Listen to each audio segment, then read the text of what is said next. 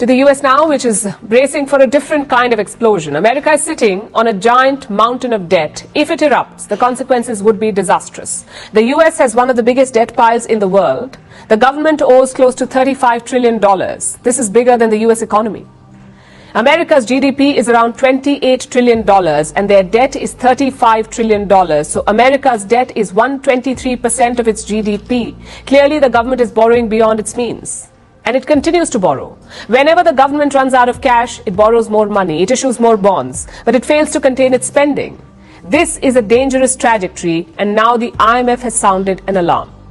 Going forward, U.S. fiscal deficit is projected to stay elevated, driving debt to ever-rising heights.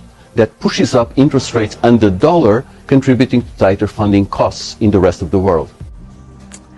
Allow me to simplify that. The IMF, the International Monetary Fund, is telling the US that it cannot keep borrowing without limits. Also because this has consequences for the whole world. America's rising debt is pushing up interest rates around the world. It is also raising the cost of loans. So the US will have to find a way to tame its borrowing because it poses a risk to global financial stability, and that is the warning from the IMF. Which brings us to the question, why is it coming now? Why did the IMF not raise this earlier, and why are they doing it now?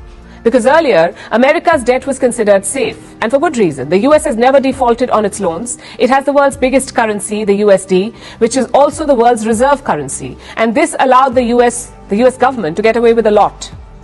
But today, US debt looks risky. And one major reason for that is the interest. Let me show you some numbers from last month. Every 100 days, the US has added $1 trillion to its debt. In other words, every 3 months, America's debt has increased by $1 trillion, so much so that now their interest payments are bigger than their defense budget.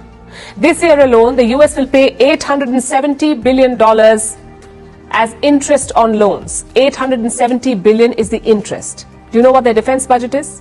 $822 billion. And this high interest on loans is increasing America's debt. It's a bit like getting a home loan. Say you borrow money to buy an apartment. Now, most home loans come with a floating interest rate, meaning they can fluctuate depending upon the economic climate. The interest rate goes up or down. So you start repaying the loan. After paying your EMIs for a few years, you check your loan account only to be shocked. You will find that your debt has hardly reduced.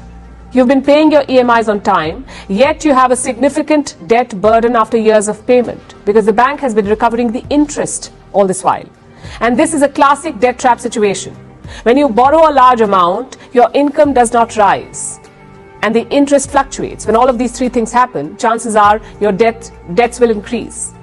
And the US government is in a similar situation. Top American bankers are concerned, like Jamie Dimon, the CEO of JP Morgan Chase, or Brian Moynihan, the CEO of Bank of America, and BlackRock CEO Larry Fink. They're all concerned about America's growing debt. Also, Jerome Powell, the chairman of the US Federal Reserve, consider what he said earlier this year. I'm quoting, "It's now time or past time to get back to an adult conversation among elected officials about getting the federal government back on a sustainable fiscal path." And this advice makes sense. He wants the US government to reduce expenses and find ways to increase its income and start reducing its debt pile. This is common sense. But so far, Washington has not been able to move in this direction. They don't even seem inclined to. Every year, Democrats and Republicans clash with each other over the debt limit. That's the legal borrowing limit for the US government, the debt ceiling. Every year, the US government finds itself on the brink of a shutdown. There's a clash over this debt ceiling, and after a few rounds of back and forth, they always resort to more debt to keep America running. American politicians seem to have only one strategy: run their government by borrowing more. But going forward, they will have to course correct and contain the debt because the stability of the US economy and potentially the global economy depends on it.